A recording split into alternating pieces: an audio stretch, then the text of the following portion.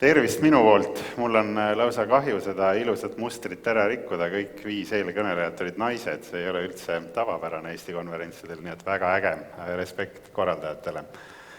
Aga alustame võib-olla sellest samast aastaraamatust, see on teil kõigil ees laual, kui te midagi muud ei ole teinud, võtke see korraks kätte ja nuusutage, et mulle meeldib see lõhn. Päriselt ka, tänapäeval ei ole ju enam paberil mingit asja, on ainult kõik digiruumis, aga riikliku küberturvalisuse keskusena on äge vahest ka paberil asju võtta ja seda on tegelikult tunnustanud ka meie partnerid üle ilma, kui me neile neid saadame, just nimelt seda paberversiooni, seda enam kõik ei tee.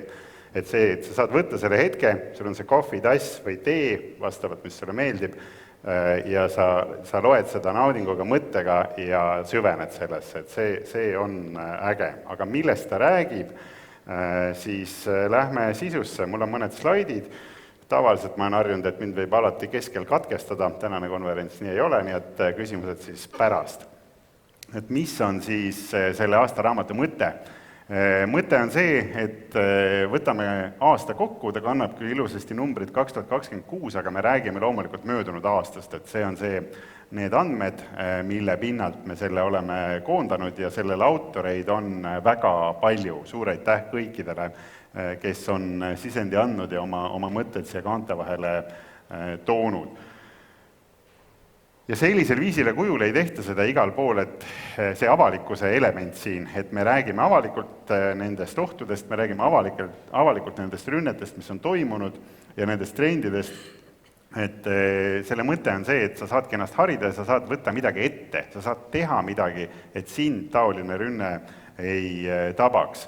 Mu arust kõige ägedam slaid täna, mis ma teile näitan, on see 0, mulle meeldib see 0, ühiskonda halvavat intsidenti möödunud aastal küberruumis Eestis ei toimunud. Ja see ei ole iseenesest mõistetav, aplaus on asjakohane, et see ei ole iseenesest mõistetav. Selle jaoks on kõik need inimesed, kellele minister Pakosta oma avakõnes viitas, nii need 1800 vahetult küberiga seotud kui 32 000 IT-ga seotud inimest Eestis, era- ja avalikus sektoris koostööd tohutult palju pingutanud. Et see küberturvalisus ei ole mingi asi, kus sa teed linnukese, et nüüd on tehtud. See on protsess, see käib kogu aeg, see käib iga päev ja see muutub ajas iga päev. Ehk see on hästi paljude inimeste koostoime. Ma helistasin enne, kui ma tulin siia täna hommikul meie monitooring seiretiimi juhile Kersti Terasele ja küsisin, et kui palju selle Mattermosti turuplatsil on üldse inimesi kõige suuremas foorumis, kus me arutame küberteemasid.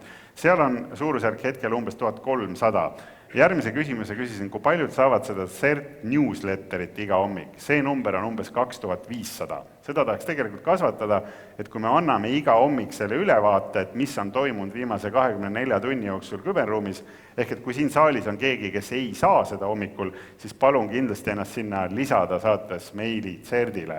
Saate ülevaate, mis toimus viimase 24 tunniga ja mitte ainult Eestis, vaid ka Euroopas ja globaalselt. Ja siis äkki on järgmine aasta ka seesama number võimalik vähemalt nende kriitiliste intsidentide osas panna.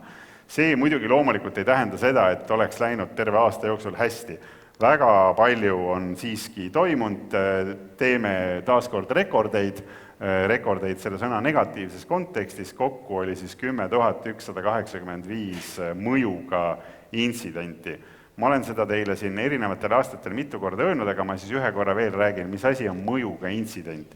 Mõjuga intsident on see, et on saadud ligi millegile, millele ei peaks saama ligi, on nähtud neid andmeid, on saadud allalaadida andmeid, on saadud ligi teie varale, rahalistele ressurssidele, või võetud mõni teenus maha ja kõik muu taoline. Ehk on olnud lisaks sellele, et siis CERDis on toimunud see triaaž ja on see intsident kirja pandud ja on selle ohvriga suheldud ja on see registreeritud, lisaks sellele on tegelikult toimunud ka mingisugune mõju.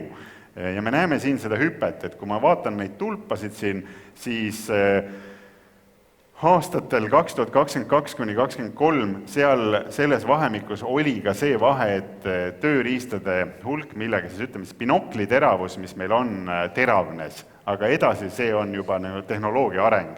Hästi palju kõige popim sõna tänapäeval küberis on tehisaru, kõik sellega seolduv AI, See on kindlasti kõike seda võimendanud, ta on võimaldanud teha neid ründeid kiiremini, ta on võimaldanud teha neid ründeid nii nagu eelkõneleja viitas PPA-st, andnud selle võimaluse sooritada neid ka inimestel, kellel tegelikult need tehnilised oskused puuduvad.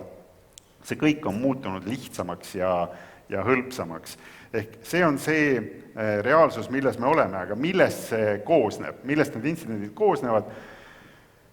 Väga suur osa sellest on eelviidatud ja mitme eelkõneleja poolt viidatud pettused. Jah, PPA andmetel 29 miljonit eurot on siis see summa, mis Eesti elanikud on kaotanud kelmidele möödunud aasta jooksul.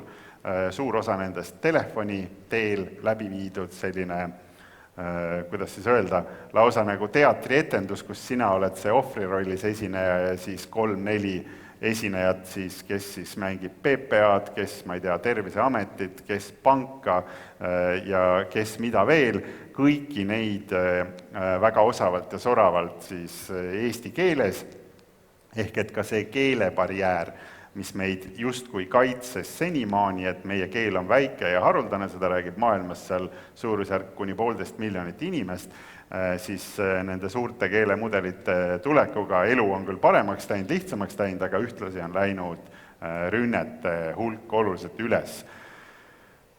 Samamoodi siis nagu ongi raske juba nagu eristada, kui me oleme tükk aega arutanud, et kas see õngitsuste osa, see 2008-2009 siin möödunud aasta kohta, et kas me peaks seda kajastama selles niinimetatud pirukas või kas me tegelikult võiksime selle ära jätta, oleks see kogu üldnumber oluliselt väiksem. Tegelikult on siiski otsus on see pidevalt siia sisse jätta, kuna me näeme, et need samad pettus ja õngitsus on ülitihti siis järgneva küberründe esimene lüli, esimene samm, kuna selle käigus saadakse siis kätte teie kasutajatunnus, teie salasõna, mingid muud andmed teie kohta ja selle pealt on juba võimalik see järgmine rafineeritum rünne teha väga palju detailsemaks, teha väga palju isikustatumaks, just nimelt teile suunatuks või siis kasutades juba ära seda teilt kätte saadud salasõna, siseneda siis süsteemidesse ja liikuda seal siis edasi lateraalselt. Teenuskatkestused samamoodi on kasvanud, tihti nende taga ei ole küberrünnak. Miks me seda siin ikkagi ära markeerime, on see, et sellel hetkel, kui see toimib, kui haiglas on tööseisak nende süsteemide errori tõttu, me ei tea sellel hetkel, kas selle on põhjustanud rünne või kas tehniliselt mingisugune süsteem ütles ülesse või oli mingi muu rike või seadustis viga. Samuti on esile toodud siin see sidekaablite teema. Sidekaablite teema on riigi vaatest ülioluline, me sõltume nendest välisühendustest väga, tihtipeale minnakse kohe sealt selle satelliitsideühenduse jutu juurde, jah, loomulikult peab see ka olema ja jah, loomulikult on see relevantne, aga kui te mõtlete nagu nende mahtude peale, mis siis globaalselt ikkagist internetiliiklusest üle 95% liigub läbi siis merekaableid, liigub läbi side- ja maismaakaableid. Et kaabel ikkagist aastal 2026 on eksistentsiaalselt tähtis ja tihti on olnud need arutelud, et mida siis teha, kui see, too, 3., 4. kaabel läbi lõigatakse. Esimene reaktsioon on nende parandamine, taastamine ja lisamine. Väga hea meel oli näha, et kui siin möödunud aasta lõpul oli suurema hulga kaablitega meil error, siis lülitasid teenused üle nendele, mis toimisid ja tegelikult nagu tavaelu sai edasi minna ja inimeste elu ei olnud selles mõttes häiritud, et ühendus säilis. Ummistusründed, see vana ja teada-tuntud ohuliik jätkub ka nüüd, tegelikult on taaskord proportsionaalne kasv selles mahus. Positiivne on, ma juhiks tähelepanu sellele punasele osale selles tulbas, et mõju on alla toodud, et see on, kui see varasemalt oli iga 5, siis nüüd on see kusagil 12,5% peal see osa ummistusrünnetest, mis reaalselt siis suudab tegelikult ka selle saidi maha võtta. Et siin selle osas küll müts maha nii erasektorile kui siis ka valitsusele ja riigile, kes on siin pingutanud selleks, et see et need lehed püsti hoida ja need teenused toimimas hoida, et siin on taga väga paljude inimeste öötunde, laupäevi, pühapäevi, eraldi kummardust CERT-EE-le ja seiretiimile ja RIA juhtimiskeskusele, kes selle osas kõige rohkem rakkes on.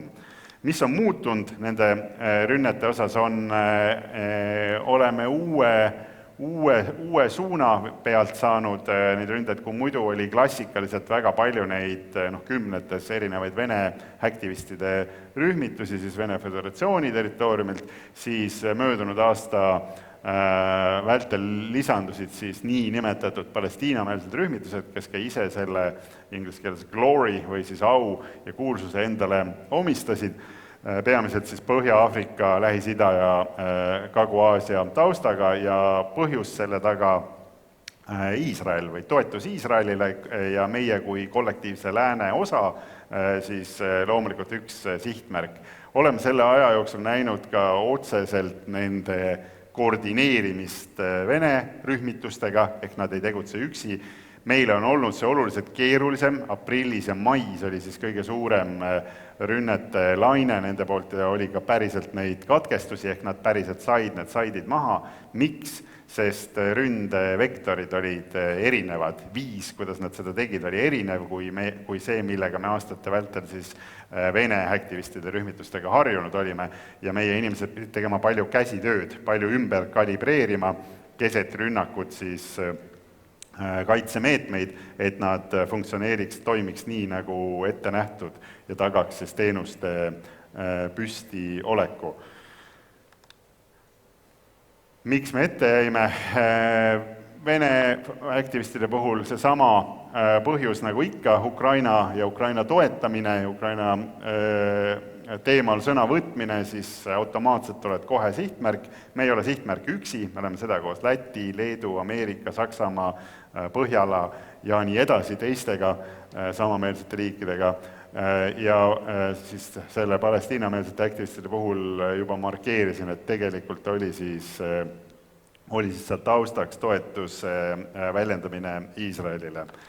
Lähen konkreetsema ründeliigi juurde, mis kuhugi maailmast ei ole kadunud, vastupidi, on kasvutrendis. See, et meil on neid andmeid vähe, tuleneb suuresti sellest, et meid lihtsalt ei teavitata. Me teeme siinkohal taas üleskutse, et kui erasektoris need kaasused aset leiavad, et siis see info jõuaks rohkem meieni, teavitataks nii meid kui PPA-d, aga on täiesti mõistetav, miks selle kuriteoliigi puhul siis ikkagi lõpuks juhtub see, et see ettevõte selle runavara ära maksab.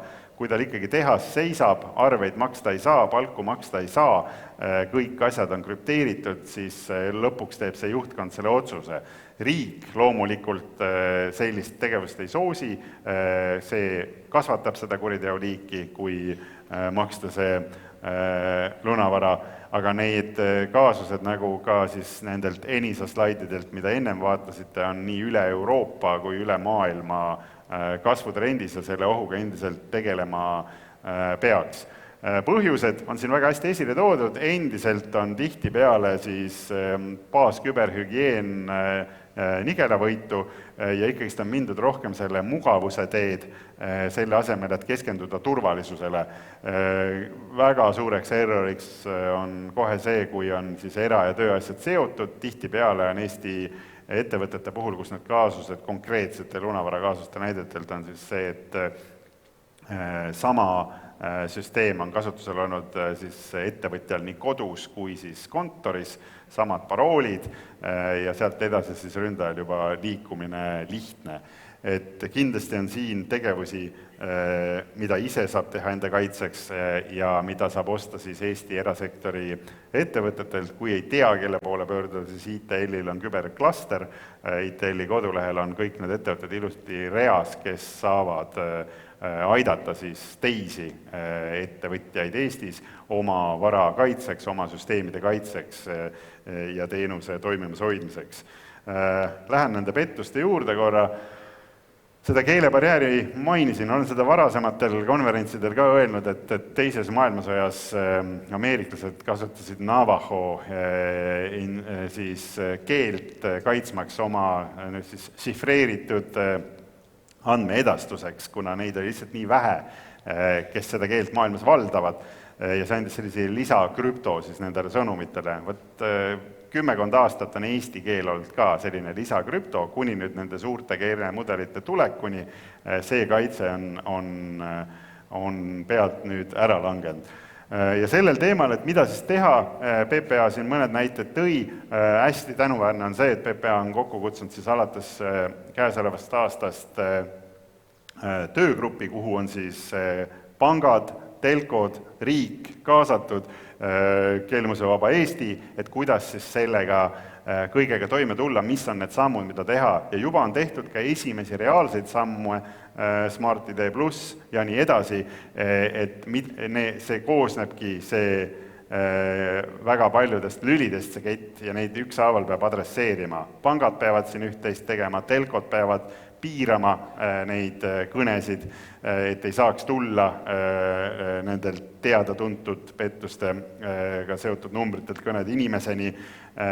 Riik peab ulatama siin, tegelema aktiivse ennetuse ja muu abikäe, et siin tegevust selles plaanis jätkub ja pingutama peab. Selle kõige taustal turvanõrkuste arv, või siis haavatavuste arv, mis siis aasta jooksul välja tuleb ja millega siis IT-osakonnad, infoturbejuhid tegelema peavad, on ka eksponentsiaalses kasvus. Et neid on, kui te mõtlete, mitu päeva on aastas ja siis vaatate, palju neid haavatavusi on, no hommikust õhtuni nagu midagi muud justkui tegema ei peagi, kui nende haavatavast tegelema. Negatiivsed trendid on need, kui me RIA poolt näeme, et oleme teavitanud, oleme ka suunatult teinud kellelegi teavituse, et teil näeme, et on see, hetkel on kriitiline haavatavus ja kui ikkagist 6 kuud hiljem, 9 kuud hiljem ei ole midagi ette võetud ja siis tullakse peale seda meie juurde, et nüüd käis intsident, nüüd käis see pauk ära, siis tegelikult me ju ütlesime varem ja sellele peab reageerima kiiremini, et see tuli välja nii siin Heleni ettekandest kui Kätlini. See kiirus, millega see haavatavus ära kasutatakse, ei ole enam päevades. See on tundides kui mitte minutites.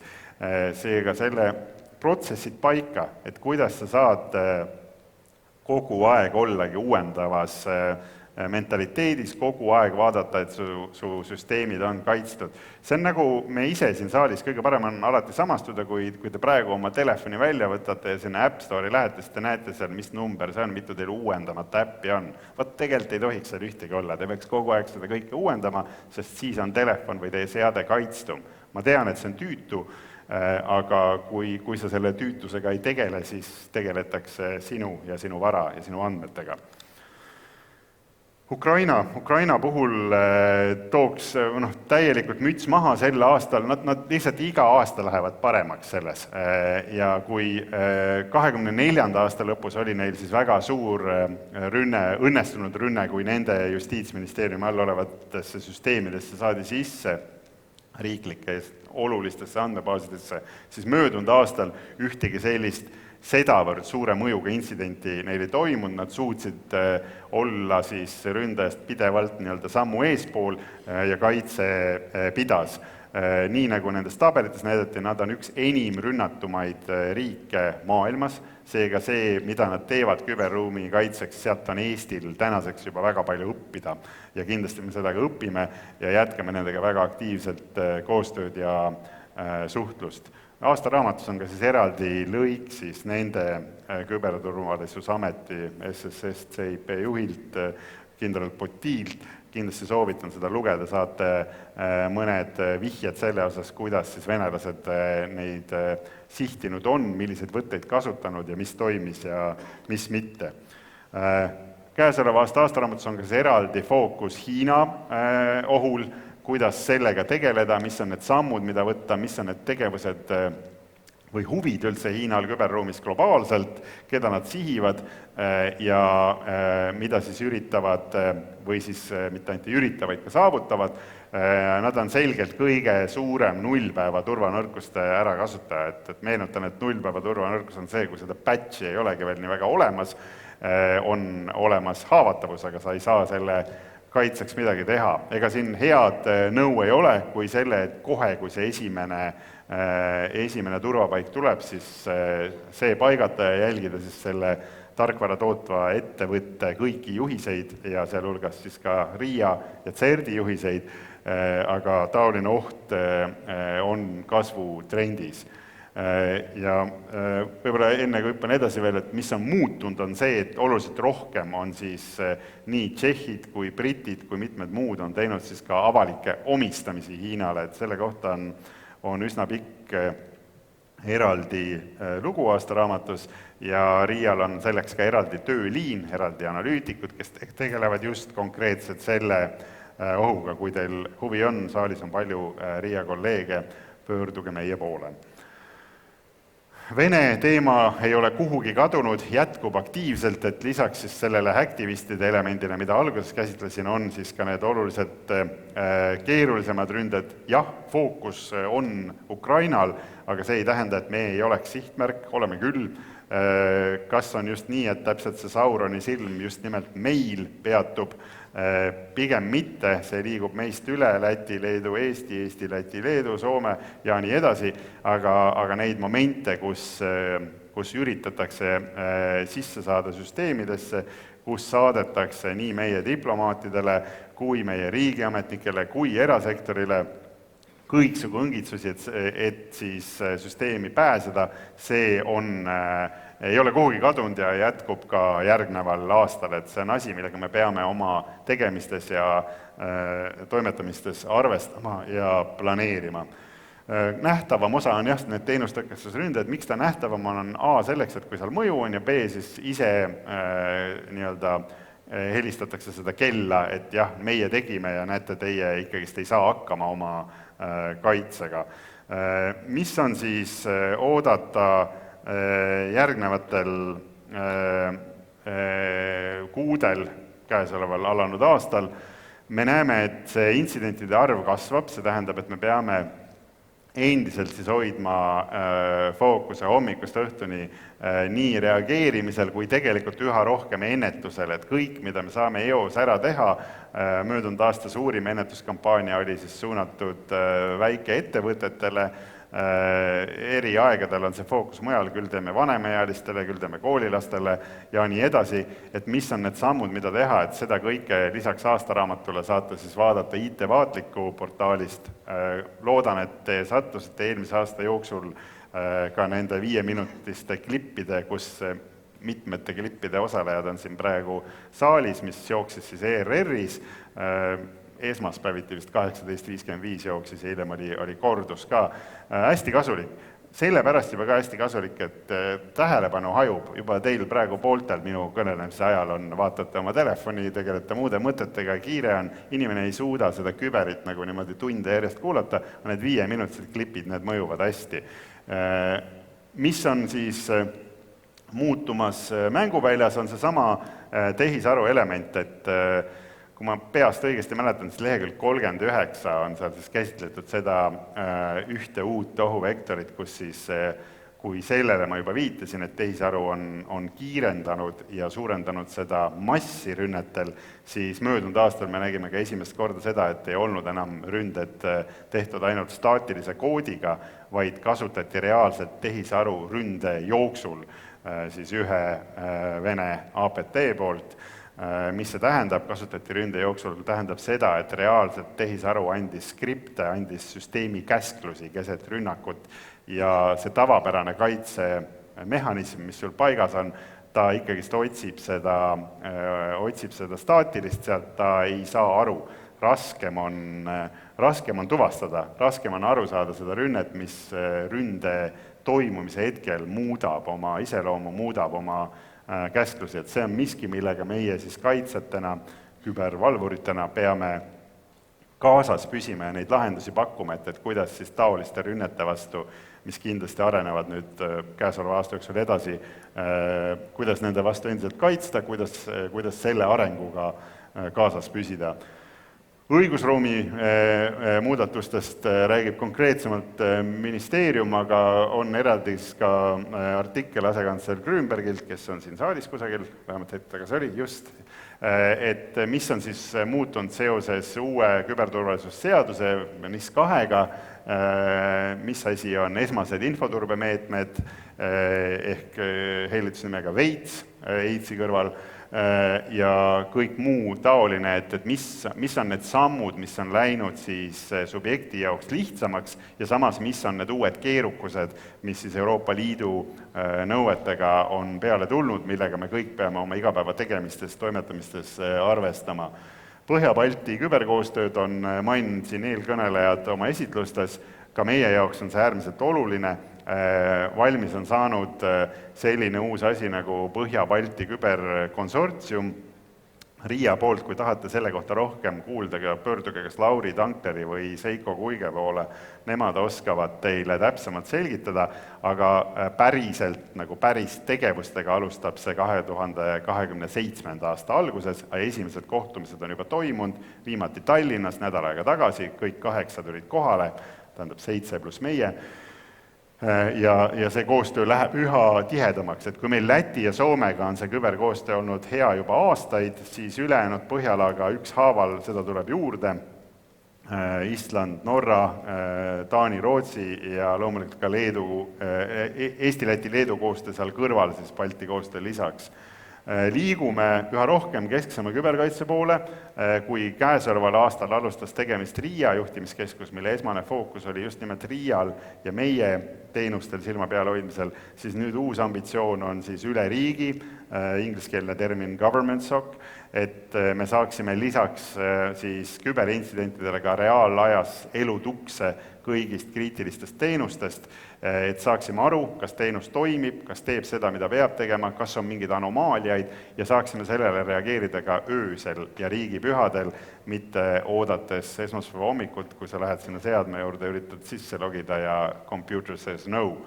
Et see on miski, millega me peame tegelema sellel samal 24/7 printsiibil ja mille osas siis just Digi, Riia, RIT ja mitmed muud hetkel pingutavad, et seda toimima saada ja siis esimest pilooti käima saada.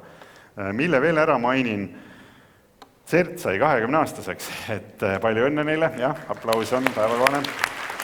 Väga äge lugu on aastaraamatus, kus siis läbi aegade erinevad CERT-i juhid alates algusest kuni tänaseni annavad siis ülevaate sellest, mis just nende ajal kuum oli ja mis just nende ajal kõige olulisem oli ja mis on hoidnud siis CERT-i nii-öelda toimimas, pinges ja asjast huvitatud ja see töö ei kao kuskile, jätkub ja hetkel siis teenuste hulk, mida kaitsta kogu aeg kasvutrendis ja kogu see government SOC loomine, SLA-d ehk siis teenustaseme lepped siis selle juhtimiskeskuse üle riigi, et siin nagu tööpõld, mida künda on suur ja lai. Ma näen, minu aeg tiksub täitsa lõpuni, et ma lähen kohe nende küsimuste juurde, muidu on selline monoloog. Aitäh!